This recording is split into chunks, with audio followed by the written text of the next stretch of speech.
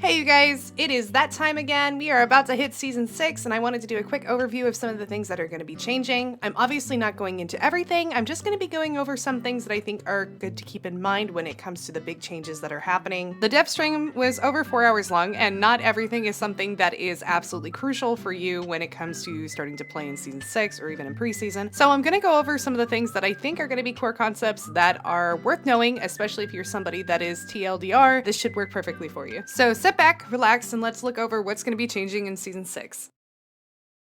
The first thing we're going to be talking about are the CCTVs. Now you're going to press Alt. If you are standing in the range of a CCTV, you can see an indicator that will tell you kind of the vision range of it. The color will be changed depending on whether or not it is a friendly or enemy or neutral. And if you are spotted, it's going to give you a little indicator, just like how the vision flowers work. It'll put like an eye over your head or something like that, just to let you know that the enemy has seen you. A lot of high elo players know exactly where all the camera locations are. A lot of the newer players don't, and so sometimes they can fall victim to it, especially with the fact that sometimes you are paired up with these higher players and you don't realize that you've revealed yourself on camera. So this is a really great way to go about that, and it will teach the newer players how to kind of balance and handle that kind of situation. Moving on to the next change, which is going to be the vertical launch system. Yes, guys, we're gonna get Fortnite jumped into the game. Oh boy, oh boy. It looks interesting, and it looks like a way to fix kind of hyperlooping blindly. The only thing I don't like is that they are removing hyperloops completely. I think when it becomes day 3, you can either jump alone or your teammates can link onto you and you can ride together. Your teammates can let go at any point by right-clicking, so it's not a ride or die. And from my understanding, the vertical launch range is not as large as a hyperloop, so they talked about bringing back hyperloops into restricted areas if needed. As far as I understand, it's just a different way for you to move around, and I think it'll help fix the problem of you blindly hyperlooping into an area and getting jumped. Your vision when you are in the air is dependent on how far you are from the ground, so the further up you are, you won't get any kind of information in terms of enemies or anything like that, but as you start to descend, you will be able to start getting a little bit more information, which allows you to be a little bit more strategic. As I said before, your teammates can kind of hop off whenever they want to, so it's very possible that you could get a really good flank going on. I'm curious as to how the indicators are going to work with that. Can somebody quietly hop to the ground? Probably not. So I am curious just to kind of see how this is going to shape up Season 6 and how it is going to change how fights are going to be started. Can't wait to get third-partied because somebody decided to zoom their ass through the sky. Oh boy, oh boy. Because again, I'm pretty sure that the vertical launch system is going to have a smaller range. They have added new hyperloop locations. There's going to be one in factory, hotel, and hospital. So look forward to that. We're going to have more places that we can jump from. And yeah, another really big gameplay change is going to be the secret labs. Now you can access key cards, and once you get the key cards or card keys, it said card key on the screen, but he kept calling it a key card. So whichever one it is, once you activate the key card, you can now create a portable loop, which allows you to go into one of these secret lab locations. It is exclusive. Whoever opens the portable loop, it's just for your team, so you don't have to worry about anybody invading your space, which I think is a little bit of a miss. I kind of like the idea of having a little dungeon area where you can fight with each other, but I understand that it's specifically to help people kind of get back into the game if they want to. He said that they dropped from mutant animals, but on the screen it said that it dropped from the mutant ravens. In terms of grabbing the blue card key, the blue card key gives you access to the blue lab, which I will go over the different labs right now. There are 4 types of secret labs. You have the credit lab to get you extra money,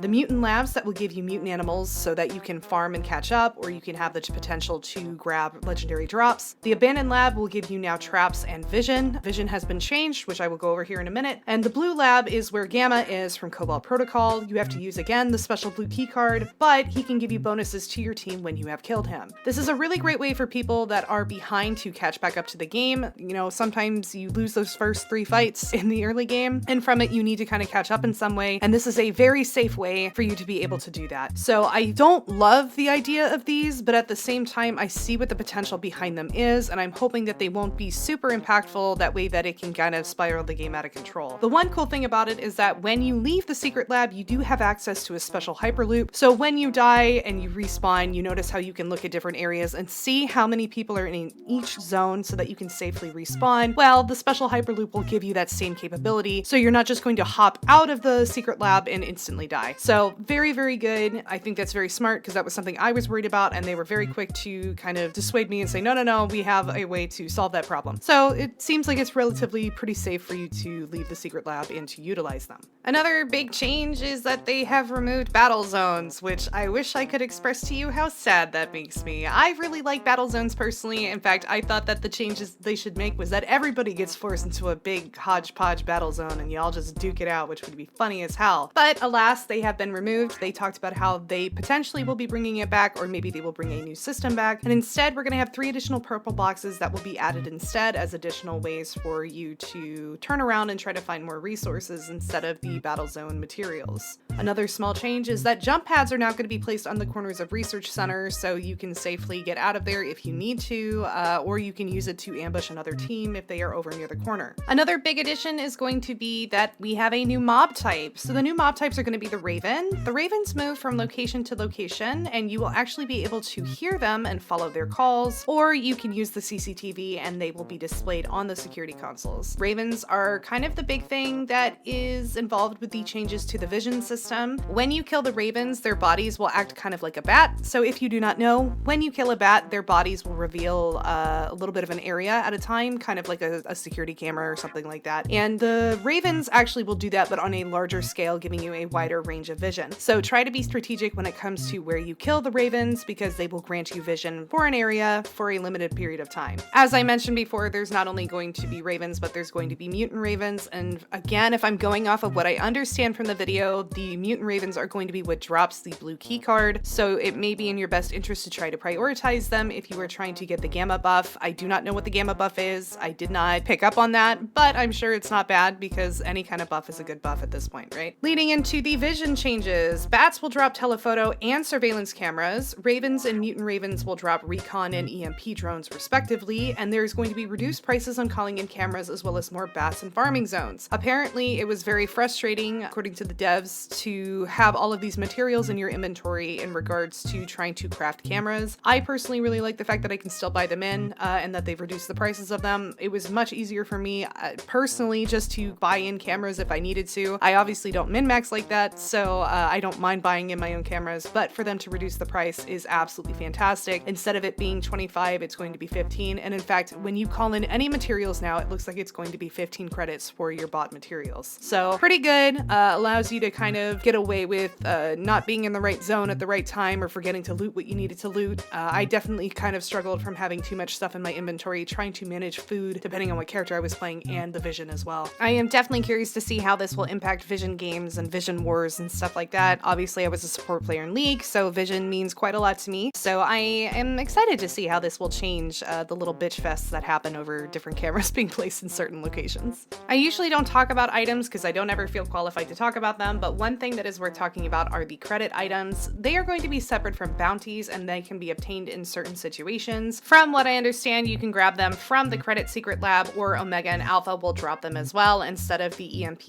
and the recon drones, and essentially it's just going to be a larger stack of credits, and whoever uses it, the largest amount will go to, and then a small amount will be distributed to the rest of the team. So, you know, money's always good in this game. You always need a little bit more money. It allows you to get a little bit further ahead. I worry about the snowballing effects that could happen with this, but if you are a smaller team that is going after an objective that is uncontested, then that's absolutely a way for you to get back into the game if necessary. Now, we're going to be talking about the major character reworks. Obviously, there were a ton of little tweaks that they made to other characters. I didn't really think that any of them were really necessary for me to go over. In fact, we're going to just be talking about the 2 major character reworks, which is going to be Luke and Mai. So with Luke, they talked about how the community has been frustrated because his ultimate always felt like it didn't really work with the rest of his kit because it was a ranged ability versus everything that he has being pretty melee-centric. So now his ultimate pressure washer has been changed. It is now a close combat skill instead of ranged. He will leap back slightly and then he will do an AoE attack that will slow enemies. It's kind of just a big circle that he slams onto the ground while he hops back a little bit. The jump back is not very big, so don't get too excited about it. But the evolved effect will make the slow effect stronger. Talking about his Q now, Clean Sweep, it no longer will destroy shields, but the damage is based off of enemies missing health by default, and when it's evolved, it will reduce armor on the target. His W, Elbow Grease, the attack speed bonus has now been moved to his passive. His W will now provide missing health recovery based off of hit, and now when it's evolved, it will reduce the cooldown of Elbow Grease increase depending on how much you slap somebody. His E, Dirty Work, will no longer destroy cameras when he jumps to them, and now when it's evolved, he will now execute enemies if they're at 5% health or less, which feels kind of bad. I really don't want to see too many executes in this game, especially when you play a character like I do that kind of thrives off of the low health kind of clutch pullbacks. I think that having too many executes is going to ruin that type of satisfaction when it comes to clutching out a fight. So I really hope that we don't see too many more of these, but maybe if you were a Luke player, you can tell me that this is deserved, but I'm frustrated by it. Mai has gotten a kind of huge rework in the sense of how she works. If you do not know, Mai has the ability to craft specific items that are, you know, special to her, but she can give them to her teammates as well. Before, you had to do this awkward thing of going, hey, I have a force core, can you please make me my couturier, or can you make me my outdye? And then you'd have to give her the materials, and then she'd have to craft it, and you have to hope that she didn't make, like, I don't know, a bunny hat or something for herself. So instead of having to go through all of that, she's going to work like Ornn from League of Legends. She should be able to just right-click the item in the character's inventory or right-click the character, and then she will be able to upgrade your item instead. She can also upgrade her own items, and depending on what level she is, that is how many items that she is currently capable of upgrading. The other really big change to Mai is that they are going to be changing her ultimate. If you do not know already, Mai's ultimate allows you to pull people to you while keeping them invincible. They are going to be removing that, as far as I understand, and now it's going to be at a further range. So now you can kill your teammates faster from farther away. They say that this is supposed to be a way to increase her playmaking abilities and to kind of make the fights more interesting. I really like the fact that I could pop it on myself and not go to sleep and save my teammates, but you know what? That's okay.